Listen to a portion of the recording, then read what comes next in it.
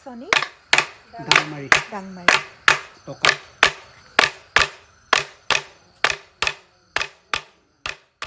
এডাল হৈছে এই সাকচনি মাৰি বাঁহৰ পৰা বনায়। এডাল হৈছে আমাৰ ডাংমাৰী বুলি কয়, বাঁহৰে হয়। আৰু ইয়াত এটা সুন্দৰ লহৰ সৃষ্টি কৰি মৰাণ জনগোষ্ঠীৰ আচলতে যি গছতলৰ বিহু হয়, ৰাতি বিহু হয়, তাত তেনেকৈ সুন্দৰ লহৰ সৃষ্টি কৰে। আচলতে এনেকুৱা হয়, প্ৰথমতে যিহেতু যেতিয়া গছতলৰ বিহু গাবলৈ যায় যুৱকসকলে, বিভিন্ন গাঁৱৰ যুৱকসকলে বেলেগ এখন গাঁৱত যেতিয়া গছতলৰ বিহু মাৰিবলৈ যাওঁতেই প্ৰথমতে ছোৱালীসকলে বা নাচনীসকলে টকা দিয়ে, বাবুক টকা দিয়ে। আৰু টকা যিহেতু পৰ্যাপ্ত পৰিমাণে যেতিয়া টকা নাথাকে, যিহেতু সেই বিহু খোলাখনত 4-5খন অহা গাঁৱৰ ডেকালা গোট খাব পাৰে।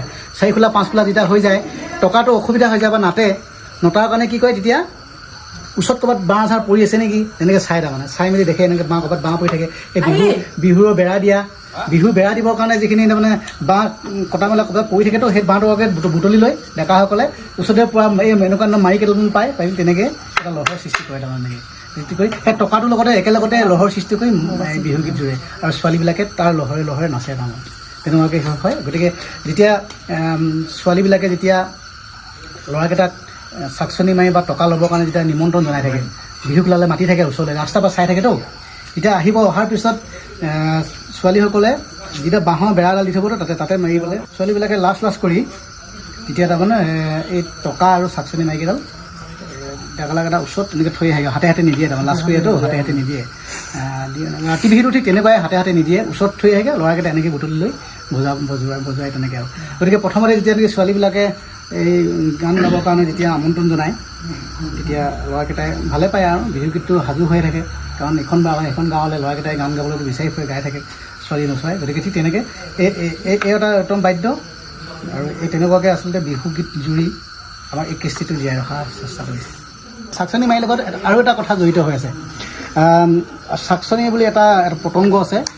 যেতিয়া নেকি আমাৰ সেই পতংগবিধ ধৰিবৰ কাৰণে কি হ'লে আমাৰ এটা প্ৰক্ৰিয়া আৰম্ভ কৰে। আৰু যেতিয়া ঘৰৰ চোতালত যিকোনো আৰু তাত পাচি তাত বা ৰছীডালত যেতিয়া বগা কাপোৰখন যেতিয়া থৈ তাত যেতিয়া এই সাকচনি মাৰি বাঁহত যেতিয়া এনেকৈ টেক মাৰি দিয়া হয়, তেতিয়া সেই পতংগটোৱে নিজৰ লগৰজনী তেনেকৈ টেক কান্দে। তাৰমানে নিজৰ লগৰজনী আছে নেকি বুলি তেনেকৈ আহি পিনি সেই বগা কাপোৰখন পৰি দিয়ে। তেতিয়া সেই পতংগটো আমাৰ মৰাণ মানুহে এনেকৈ ধৰি পিনি খায়। তাৰমানে কেঁচাকৈ খাই দিয়ে, হেৰি কৰি খায় আৰু বনাই পুৰি পিনি খায় তেনেকৈ। সেই পতংগবিধ তাৰমানে খাই বহুত তেল বুলি কয়, গতিকে বহুত তেল বুলি কয়। গতিকে সেইটো আমলৈ মাহত হয় বুলি কয়। গতিকে এই টেক মাৰি দিয়াৰ লগে লগে একে চাউণ্ড লগৰজনীয়ে কান্দিছে নেকি বুলি সেই সাকচনি নামৰ পতংগবিধে আহি পিনি সেই বগা কাপোৰখন পৰি দিয়াৰ লগে লগে টপকৈ ধৰি থয়। তাৰমানে গতিকে এই সাকচনি মাৰিৰ লগত সেই ইতিহাসটো জড়িত হৈ আছে। আৰু এইটোকে এতিয়া আমাৰ গছতলৰ বিহু, ৰাতি বিহুলৈ আহি গ'ল। গতিকে মূল বাদ্যটো হৈছে আমাৰ টকা, মূল বাদ্যটো টকা।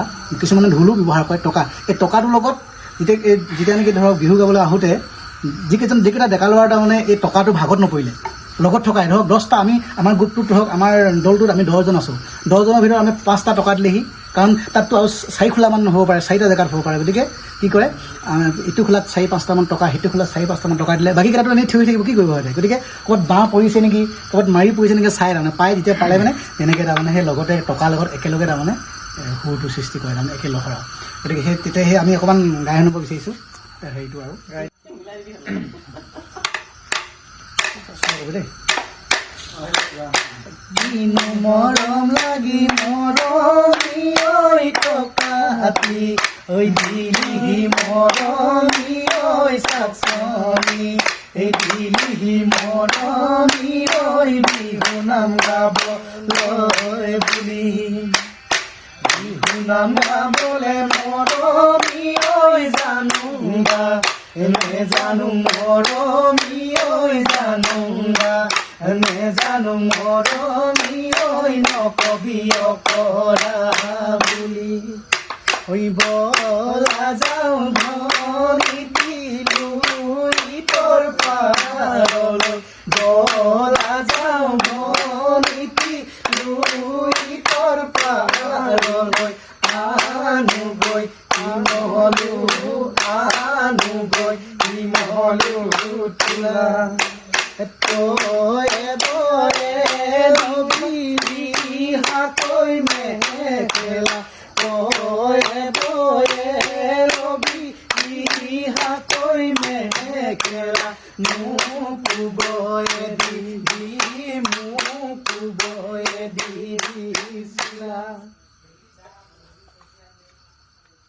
এফুট হ'ল আৰু